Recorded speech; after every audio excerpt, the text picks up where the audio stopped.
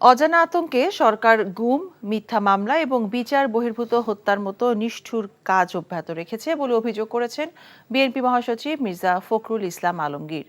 ঢাকা এবং নারায়ণগঞ্জে দলের ৩ নেতাকে আটকের পর আইনশৃঙ্খলা রক্ষাকারী বাহিনীর অস্বীকারের ঘটনায় উদ্বেগ জানিয়ে এক বিবৃতিতে তিনি বলেন, ৭ই জানুয়ারির নির্বাচনের পর ক্ষমতা টিকিয়ে রাখতে ভয় পাচ্ছে আওয়ামী লীগ সরকার।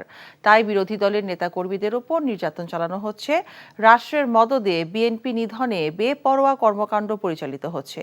এছাড়া দলের আরও কয়েকজন নেতাকে গ্রেফতারের নিন্দা জানিয়ে মির্জা ফখরুল বলেন, দ্বাদশ সংসদ নির্বাচনের পর ক্ষমতার দাপট সরকারকে আরও বেশি হিংস্র করে তুলেছে।